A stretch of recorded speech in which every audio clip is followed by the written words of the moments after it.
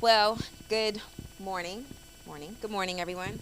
I'm Nicole Hardesty. I'm the founder of Link Media Group, a social media management and digital strategy firm focused on helping brands, organizations, and public figures grow their digital presence through strategic storytelling and audience engagement. After graduating from Tulane University, my career started in journalism, writing for the Times-Picayune, before moving to New York City, where I worked with organizations like the Daily News, Huffington Post, AOL, Interactive Media, and the Daily Mail. I later worked as a social media producer for CBS News in Washington, D.C., where I saw firsthand how rapidly the media landscape was changing and how audiences were increasingly consuming news through digital platforms. Today's conversation focuses on something bigger than storytelling alone. It's about strategy. Media doesn't just reflect the culture, it shapes the culture. From journalism and film to digital media, sports, and strategic communications, the decisions about what stories get told, who tells them, and how they are distributed can influence public understanding, social movements, and even policy. Our panel today explores how media professionals can move beyond reactive storytelling and instead intentionally shape narratives that elevate communities and drive meaningful change. I'm excited to be joined by two incredible professionals who approach this work from very different perspectives. So we will start with Yulinda Timothy. Yulinda is a communication strategist and media professional based in New Orleans who works with the Spears Group, supporting hospitality brands through strategic communications and media engagement. A graduate of Loyola University, she brings the experience across journalism, public relations, and community-centered storytelling, helping organizations connect with audiences through thoughtful messaging and digital media strategy. Welcome, Yulinda. Next, we have Yasmin Blake. Yasmin is a journalist, digital storyteller, and filmmaker from New Orleans with more than 6 years of experience across print, digital, and broadcast media.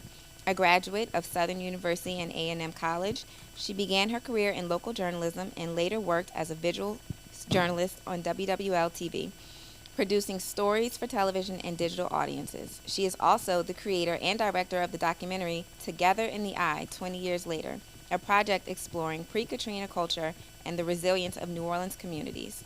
Welcome, Yasmin. Thank you. So, thank you all for being here today. Each of you works in a different part of the media ecosystem: journalism, filmmaking, communication strategy, and sports business. Oh, there we go. Today, we'll explore how those industries can use media intentionally to influence narratives, shift perceptions, and create social impact. So we will start with media and power. Our first question. Media has an enormous influence over how people understand communities, issues, and culture. Where do you see the greatest power in media today, and who controls that power? We'll start with Yasmin. I would say that the greatest power starts in the newsroom and also with producers because they're the ones that's writing for the anchors to read. And an anchor can read off of a teleprompter and they can read a story, but the producer has the power to shape the narrative through the writing. And so I would say it's in the newsroom with the writers, with the producers. I think for me, times have changed so much with how people are consuming media, how people are creating media, but it kind of lies in both the hands now because anybody can become a storyteller. You know, if you see an incident happen, if you see something happening, you almost have the same power as someone who's in the newsroom. We've got TikTok, we've got Twitter or X. We've got all the social media platforms where power now lies in everyone's hands. So I think we're all shaping media and we're all shaping these stories in some sort of way, because if I tell a story on my Instagram, it goes to a certain audience. So the power kind of lies in everyone's hands now, and we just all have to be more intentional about how we're shaping these stories and just knowing that you're not just telling your opinion, but this might have the power to shape how someone else thinks about this story. So I think that's how I think about the media impact today. Yeah, and you mentioned storytelling.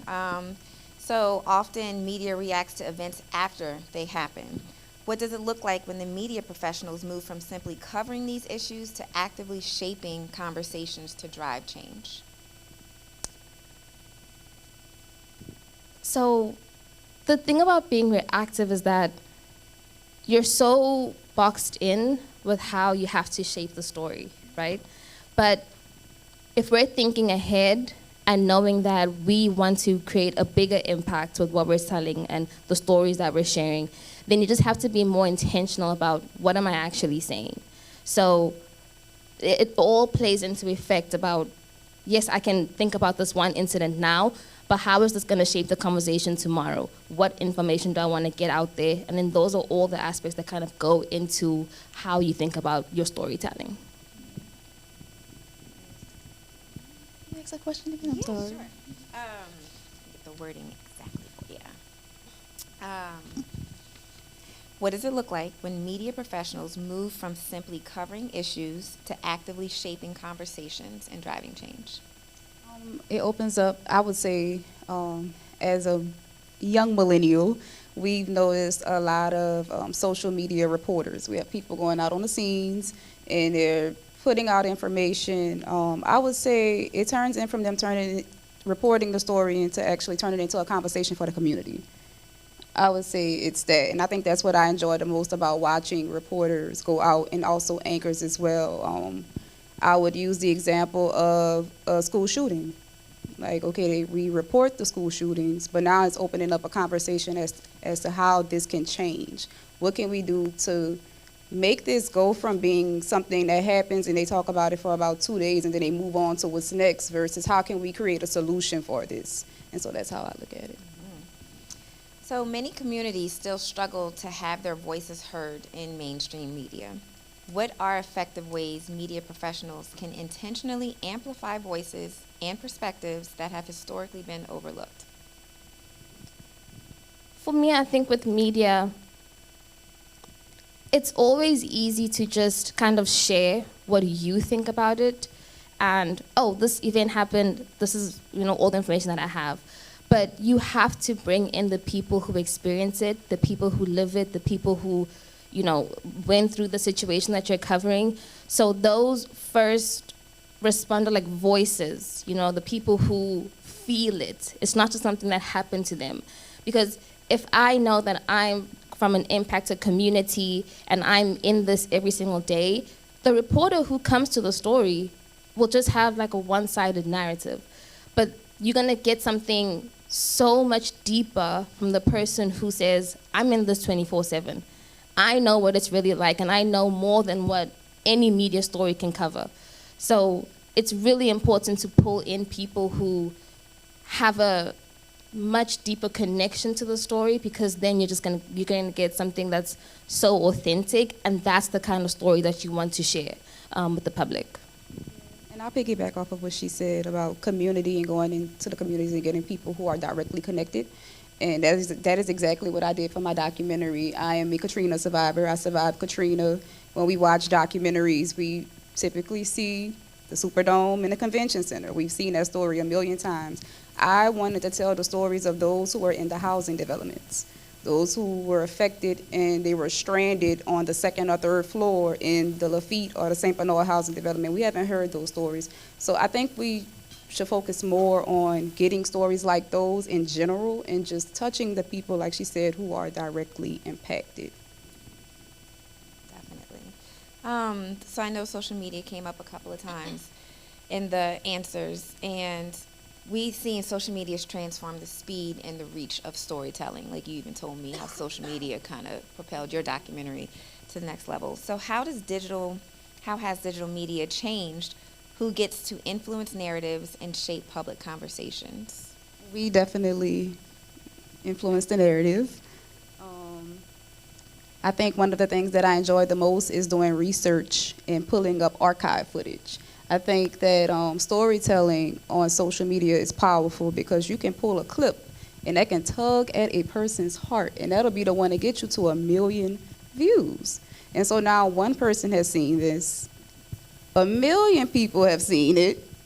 I had people in England, Germany, watching my documentary, a small little documentary with no funding. I had no budget for it. So I think social media played a huge part in me building up the momentum for it dropping, and news can definitely benefit from that as well at this point. We need social media. It's the way of the world, and everyone is going to have to pivot to that.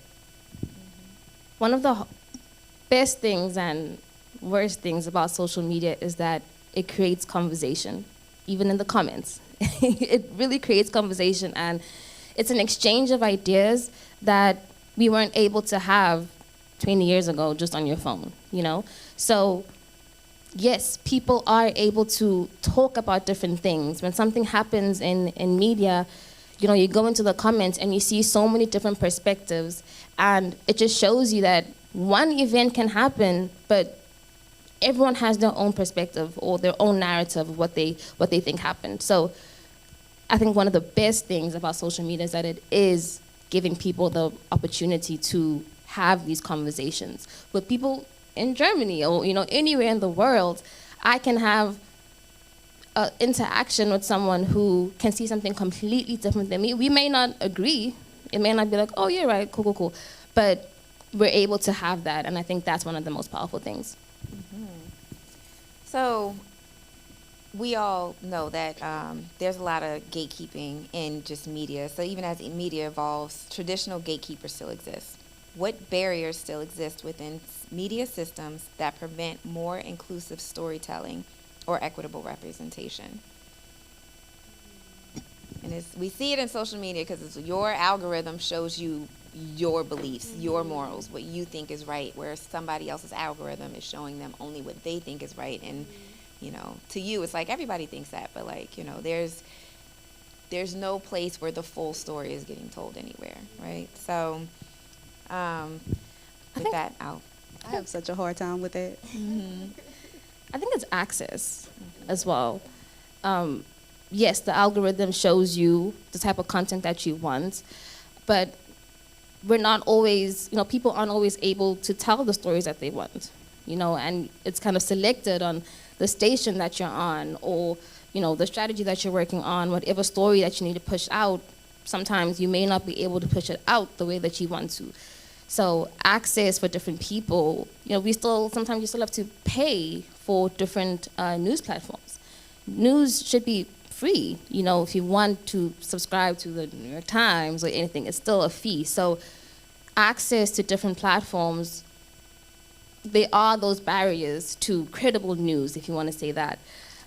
If you don't want to just go to social media and you do want to get from a verified source, I think, yeah, access for me. Definitely access. Shadow banning is a thing. And then there's also the skip if you don't want to, like the graphic over the reel so that you don't see it, and that'll influence you to not watch it, and that's influence on social media. But definitely having access and finding a media outlet that you trust. Find one that you know isn't going to do that, and that's what's very important to me. And I'm actually going to follow up another question with that. So even when it comes to covering like a particular story, you see how some communities might get their side told more than other communities in different situations. So for instance, Hurricane Katrina, you might have seen like heavier stories in one view, regardless if it was a positive light or a negative light, you know, but we know what communities kind of get the more positive side of the story. So while we're talking about barriers, what kind of barriers do we think are in place and could be broken down to even out, like make more equitable representation in these stories, do you think? Having diversity in newsrooms, having diversity in, you know, all the stations and all the companies who are sharing this type of media, because then I'm able to connect with the person that I'm speaking to on a deeper level, and they're able to give me more information, then I can go out and create a story that tells the full narrative. If I'm speaking with someone, for example, let's take Katrina. If I'm speaking with someone and I'm just kind of closed off because this is all I know about Katrina, and I'm just like, okay, so this happened, tell me about it. But if you have someone who feels like you are speaking to me on a human level, as someone who understands what I'm saying, as someone who, you may not necessarily have gone through it, but you have that understanding of it, I'm way more open to speaking to you. So I think having people who who are able to connect with people more, who look different, because then you're more comfortable and people can talk to you more. So I think with that aspect, yeah.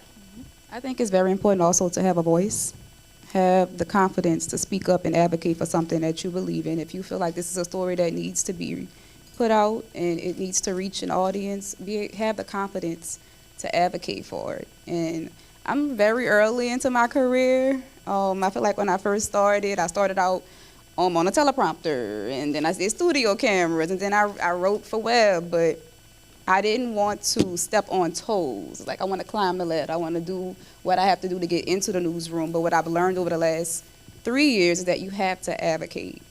You have to have the confidence to speak up and say, no, this story needs to be covered.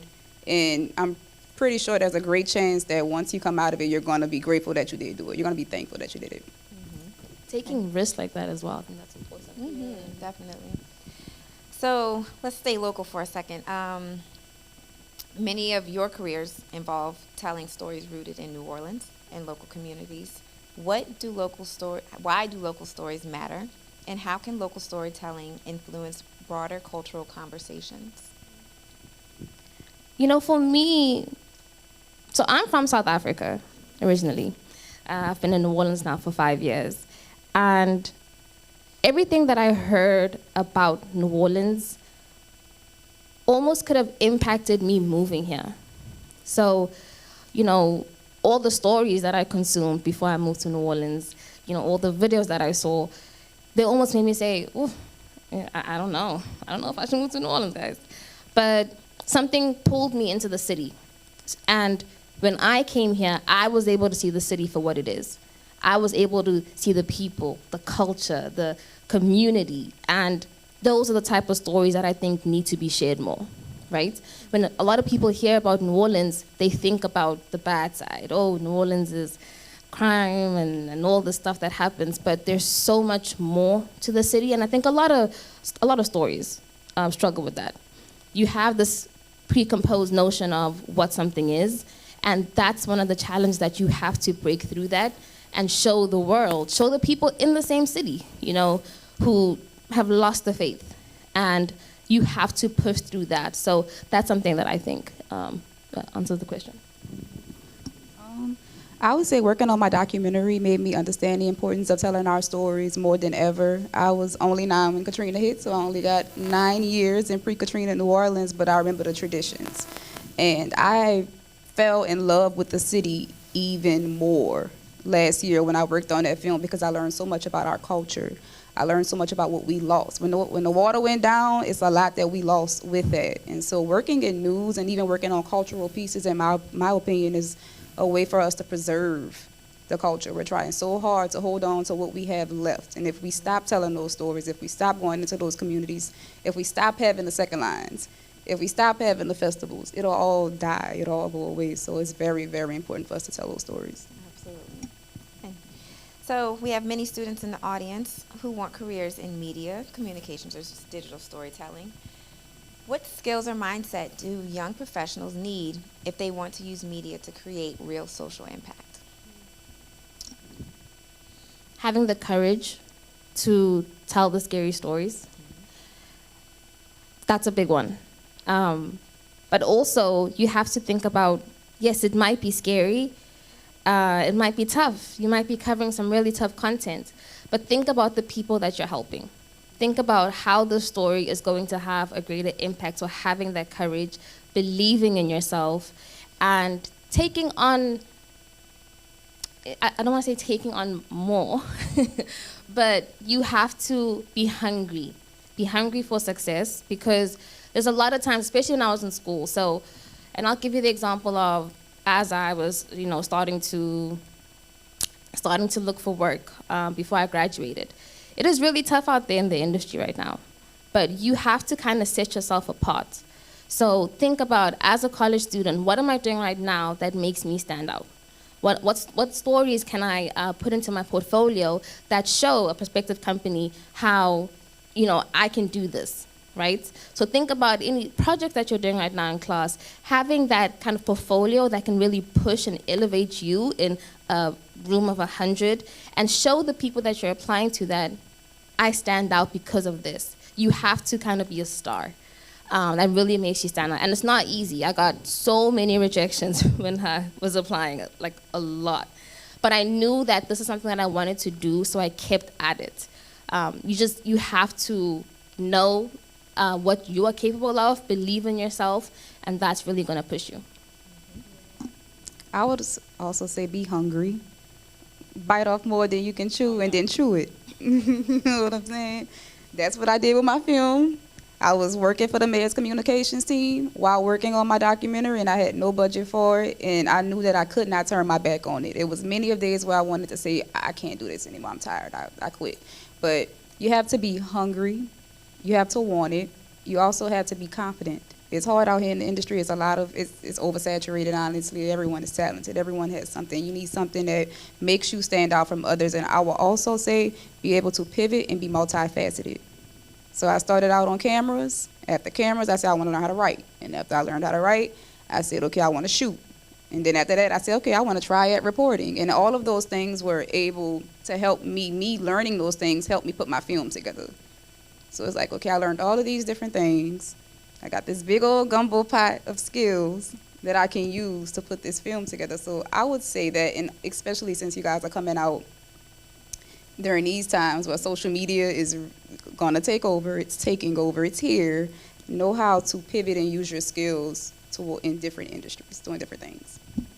I'm actually going to add to you guys and say find the stories that are not being told.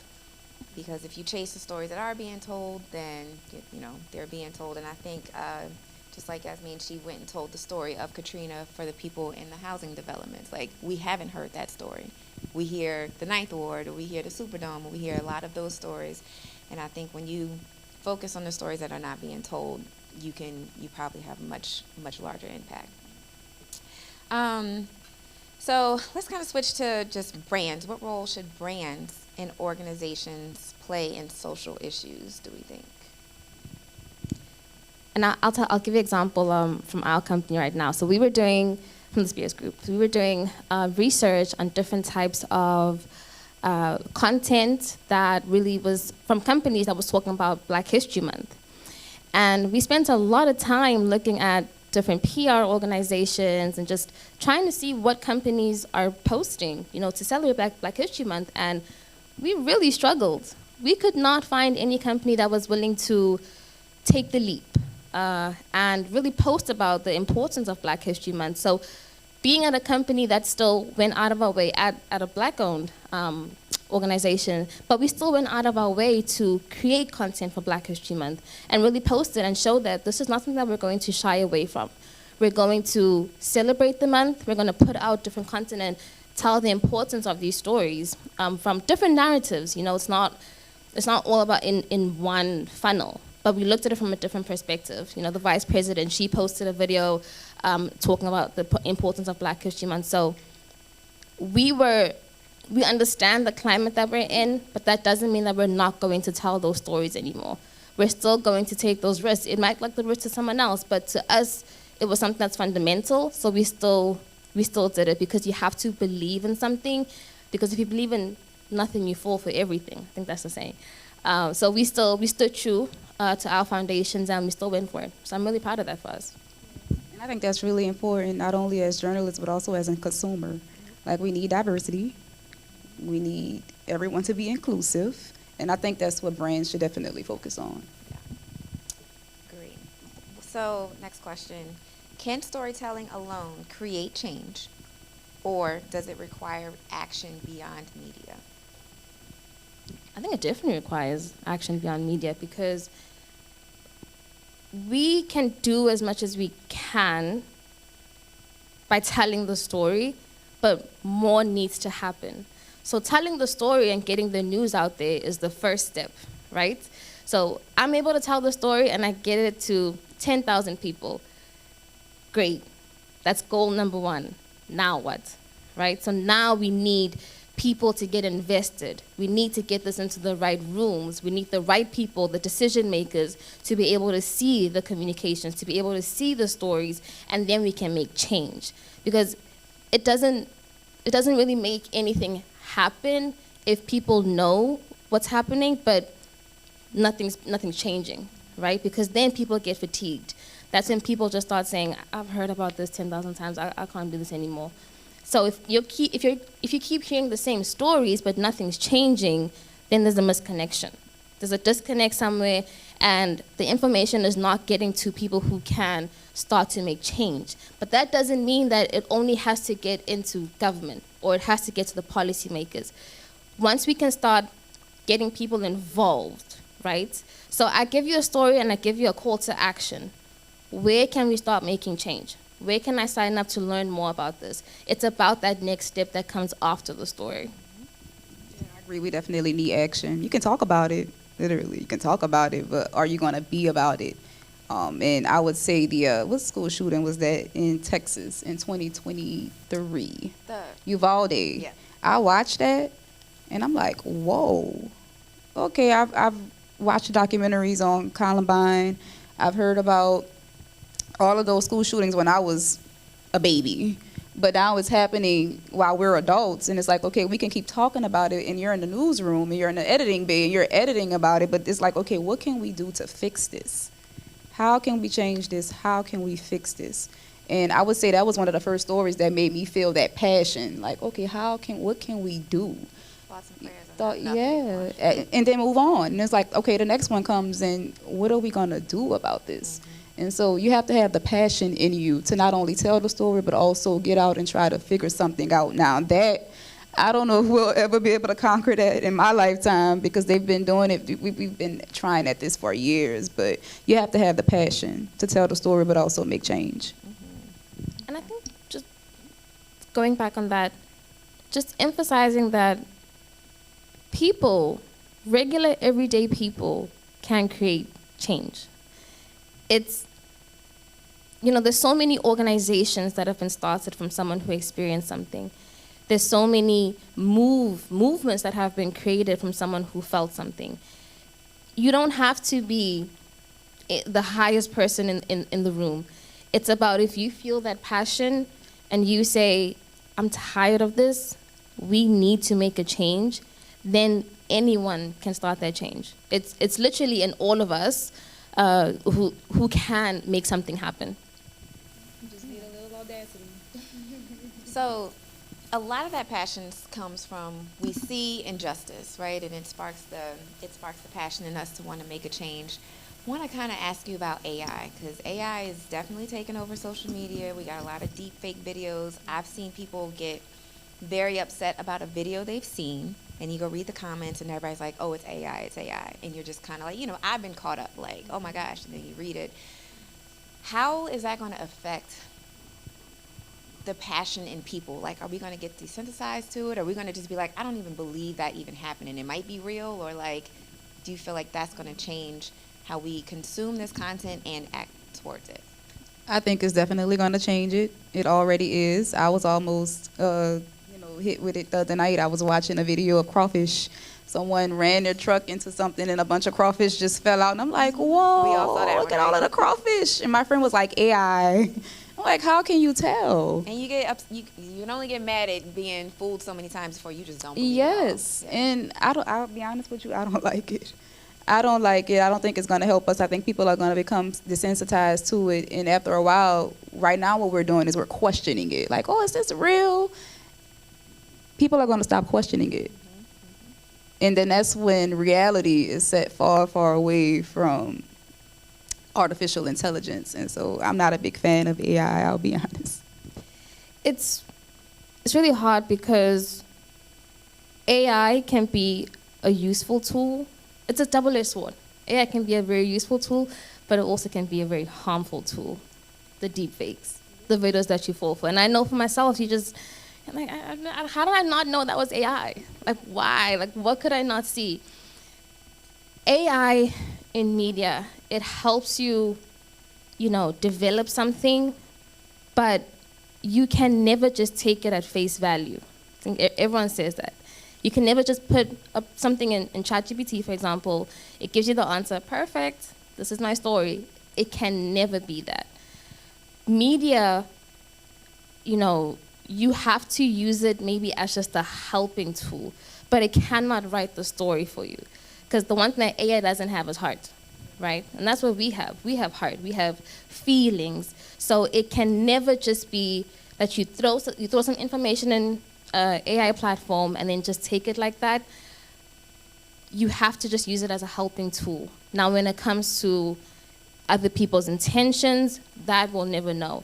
And I think something that media professionals are working on now is how do we get our stories to not look like deepfakes? How can we make people know that our stories are true and, verified, and nothing that we're putting out is fake news, So I think that's something that the media industry is kind of battling with right now. And you have to fight your video being pushed down on the algorithm because a deepfake video is being pushed up. So that's something that we're really battling with right now. Have you seen the reporter reels, the AI reporter reels with the water main breaks on Claiborne? Yeah, that's wild. Someone said, "Is this real?" And I'm like, "Why? How can we think this is real?" No, and they were like somebody in a boat behind them, kind of thing in the water. I'm like, but AI is just getting really good. Yes, it's scary good. They don't have 6 fingers all the time anymore. It's getting really realistic, which is the bad thing about it. So last one, and then we'll open up for some questions. What media trends will shape the future of social change storytelling? Media trends. You already talked about AI. Yeah, AI for sure. AI is definitely going to have a huge impact in the future. And I think instead of thinking of that, we just need to stay true to authenticity, because no matter what happens, people are always going to want the truth. People are always going to want to stay to that foundation of honest storytelling. And I think that's what we need to be focusing on. AI, access to everyone being able to tell a story has already changed the lens of media right now, but you still have that instinct in you that says, I need to be able to find the truth. I need to know what the real, part of the story is, and I think that's what is going to help media continue to tell real stories and media professionals to continue to tell these honest and vulnerable stories. So I think that's what we need to be focusing on. And we're dealing with a lot of street reporters, is what they call it. And people will much rather go and watch, I won't say any names, but if you're in New Orleans, I'm sure you know a few names just by me saying that. They will rather go and watch those people because it's quick, it's hot, it's popcorn. It's delicious. And there's no ethics in it. They will post a dead body on the ground and not care before the family members can even see it. And so I think that that's something that the media is going to have a problem with. It's unfortunate because a lot of locals feel connected to those people and they don't care about whether or not this is ethically correct. They don't care about whether or not the facts are being checked before it's being put out on social media. And so we have to remember to go and fact check and not rely on those sources for our real news. Yeah, and I'm actually going to piggyback off of that, which I think that's a problem, but I also think AI is going to push people back to traditional and legacy media of, if I didn't see it on, the 5 p.m. broadcast, I can't trust what I'm seeing on social media or read it in a newspaper. I'm not going, if I didn't see it there, it didn't happen. Where now it's like Instagram or it didn't happen. And I think we're going to backtrack with that because AI is pushing us in the wrong direction, and people are starting to catch on. But those street reporters are definitely a problem. Yes. Have you seen the graphics, the AI graphics? Yeah. I don't think people are taking too well to those. No. I know I don't like it. Nobody likes them. And you can tell, and it's lazy. It's lazy. There's Canva. Mm-hmm. There's graphic designers. Mm-hmm. At one point, people thought Canva was lazy. I'm like, Canva is like, I love Canva. Yes. It's not lazy. I would build Canva from scratch. Photoshop was tedious. Learning that was tedious. When Canva came around, you're just like drag and drop, user friendly, and you can get really creative with it. Y'all, please don't make your graphics on ChatGPT. Oh, it's obvious. It's so obvious. Mm-hmm. This was a great discussion. I'm gonna open it up for questions from anybody in the audience. Yes. I'm supposed to tell you to state your name and then tell us your question.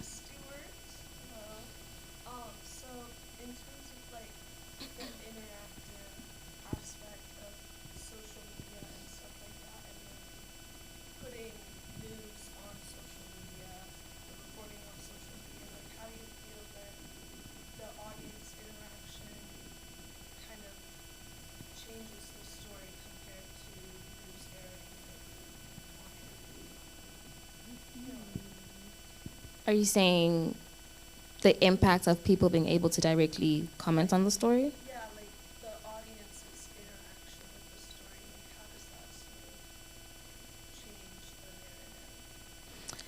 So I think that's the good and the bad thing about having that access, right? To people being able to share their story, and then you kind of see the focus of the main story like losing the plot. And then we're kind of shifting away. Let's move it back here. This is what we're focusing on.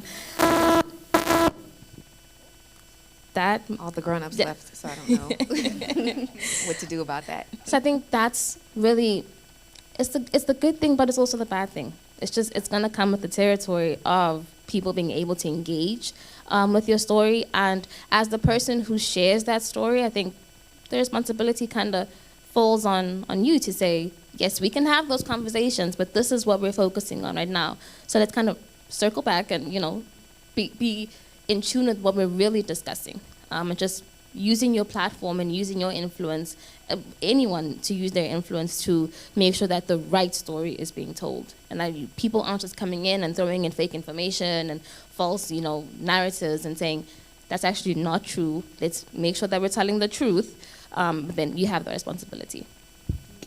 Absolutely. And running my social media for my documentary, I shot, edited, pulled content to post on it.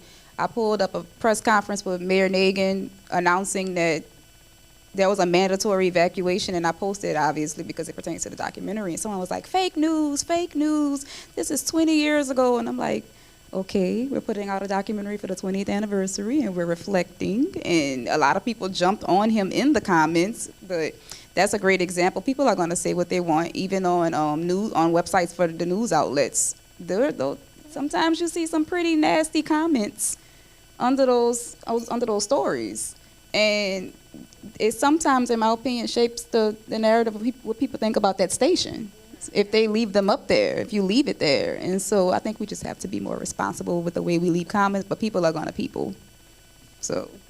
And on the flip side of that, sometimes I love the comment section. Like, that's the first thing I go to when I look at a video, because sometimes the comments will further that story for you. Like, you might be wondering, well, where did this happen? Somebody in the comments can give you more information. I was there, I saw, or that's this person and at their page, and, or can debunk something in the post for you. Or if it's like just kind of, I'm a mom, so I get a lot of mom stuff on my page, and I see something, I'm like, oh my gosh, I like really agree with this. And I go to the comments and I see everybody agrees with it. I feel less alone. I'm like, oh, thank you, comments, like I'm not crazy.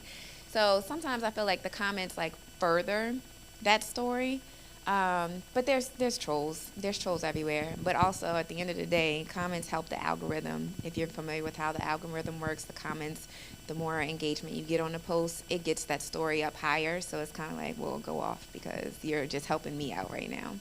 So, a good question. Any other questions? Yeah, sure. Hi, I'm Samantha Blunt. I'm a senior journalism major. I have a few. So my first one, he talks about meaningful stories and finding like the untold stories. But a lot of us are probably going to leave the city to go find a job or go back home. So how are we able to find the meaningful untold stories in locations that we're not familiar with? I would say go out into those communities, attend different community events, follow them on social media. If you want to do more stories in Metairie, if you want to do more cultural pieces in the 7th Ward in Treme, the West Bank, follow all of those pages on Facebook, follow them on Instagram, even follow follow the street reporters, because they have a lot of information as well. So just really get involved in the community. When I started writing for the newspaper in Houma, I'm from New Orleans. I have no idea what's going on at home. I don't know anyone at home, so I had to build from scratch and go out and meet people and attend council meetings and community meetings. And I would say just go out, put your face out there, and make sure people feel like they can trust you to tell those stories. Even if you get to a new place, like I'll give you me for example, came here, didn't know anyone. I'm the only person in the USA from my family. So no matter how alone you think you are, you're not alone. In class, you're surrounded by 15 people. That's a community. You don't have to, it's not thinking about oh, I need to like travel so far to like get that story. There's people around you who will introduce you to new stories, new narratives. You go to a coffee shop, there's someone there. There's always someone that you can talk to get an in-depth understanding of, the city. And you never know what one conversation could lead to. Because even the smallest, hi, how are you, to someone who's in your class can lead to you finding something that's a real gem. So in going to a different community and speaking to the person next to you on the train, there's always an opportunity for you to connect with someone. And that's something that I have, taken in my whole life, is that there's never someone who I'm too good to have a conversation with. Whether it's the person who opens the door, whether it's anyone. But having that humility will really open a lot of doors and give you the opportunity to find unexpected stories in the most unexpected ways. And once you get them, and once you get in, they'll just start coming in. There won't be shortages. No notes. Okay, that's perfect. I know you said you had a couple more. Well, was anybody else? Yes, sir, you in the back. Hi, Jason Harsty, brother. But how do you guys see social media affecting jury selection and deliberation with all the comments and people? You see, like, jury being affected by outcomes that people You mean juries being affected by like seeing these stories on social media and online, and now the jury goes home and they get to see stuff. Social media has an effect on that. yeah, I think aren't juries told not to get on social? Yeah. They're not supposed to. Now, if they sneak on there, I don't know, but they're not supposed to make any of their decisions based off of anything they've learned outside of the courtroom. There's like. I stuff think in the place. Diddy trial was like the perfect example of that, because they had a couple jurors who were removed, if I'm not mistaken. And that was one of the biggest trials of the year. Like, everyone wanted a piece of that trial. There weren't any cameras in the courtroom, so everything was on socials. But yeah, I think they're supposed to stay away from social media during that time. But it's hard. Yes. It's really hard because you have all this access now. So how jury duty was 30 years ago and how it is today, it has to be two very different, realities that someone has to face when they have that responsibility. But I think if you understand that you have to operate within these confines for that little time, then it's something that you just have to adhere to. But it's not as easy as it was, because anything can pop up on your phone. Does that mean someone on jury duty just can't use their phone anymore? They can't listen to the radio? Like, how do we operate in that right now? So it's really challenging, but if you understand that seeing this content or seeing this comment or seeing this video is going to impact how I have to uphold the responsibility that was placed on me, then it just falls on you to say, I should not be consuming this content, and then just kind of slide up. Did you want to run your next one? So going into the newsroom, and we also talked about digging deeper and having more perspective on stories that we've told in the past. How do you keep up with the fast-paced environment of the newsroom? Because you always have something coming in, you always have to move on to the next thing. But how do you keep up with that fast-paced environment as well as still wanting to dig deep on another story over social media? I want to first say, you're doing great. You're going to do great. Like, You're concerned about the yes, like you're reporter. Even the way you have your question, you're doing great. But I would say first, espresso. You need coffee in the newsroom. Coffee. But also, when I started, I just had a fire in me. I got a thrill off of going out and doing things. And so once you get into it, it's just like either you jump in with the rest of the ducks and you flow behind the big duck, which is the news director, and you just learn. I think I just adapted to it because the people around me were doing it. And if you love it and you're passionate about it, it's just going to come to you naturally. But coffee.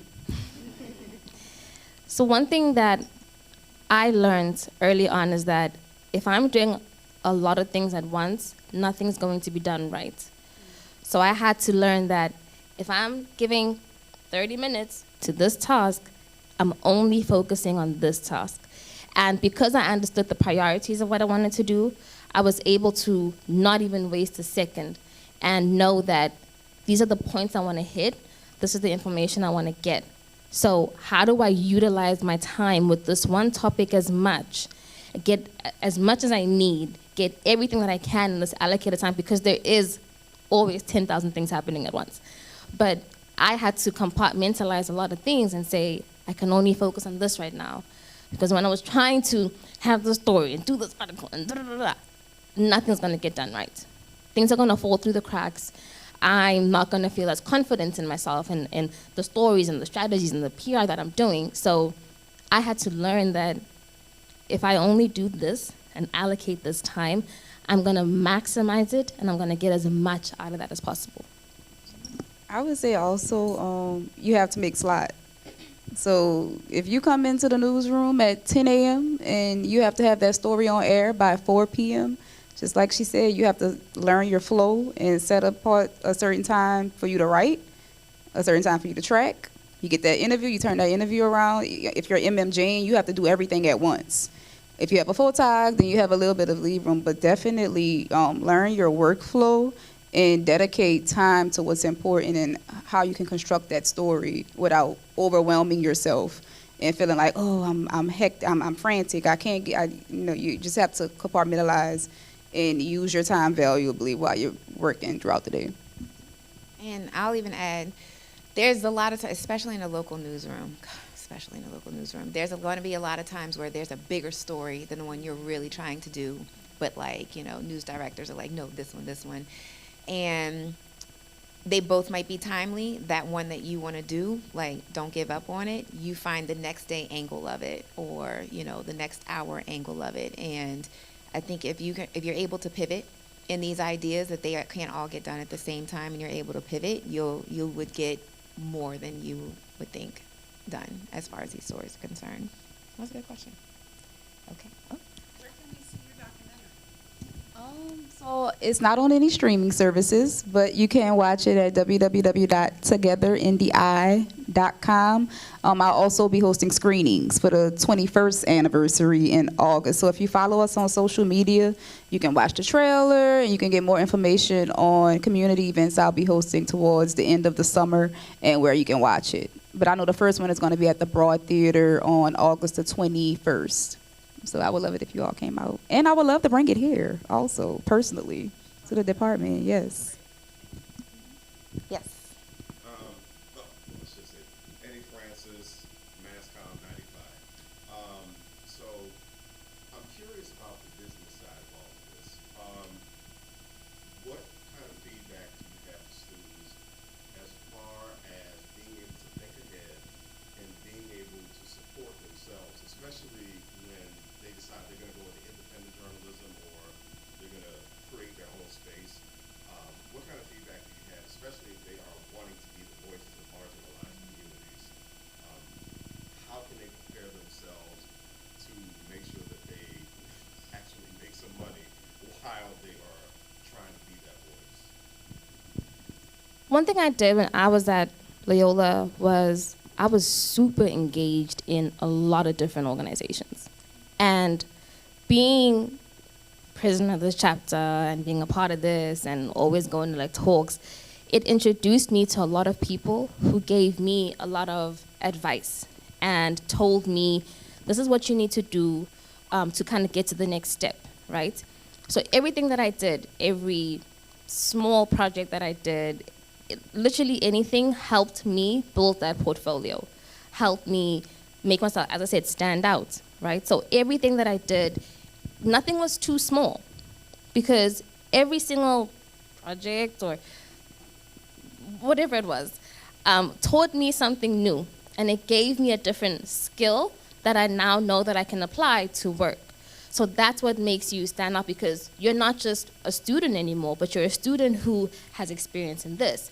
I have, journalism experience, I have professional writing experience, and that's all the stuff that kind of makes you become better than someone who just, I don't really know. I kind of did it. I did the projects. No, but I took that extra step, and I have that initiative, and that's the kind of things that people are looking for at your next job application. That's what the companies are looking for, because you have to be the star that kind of stands out in the pile.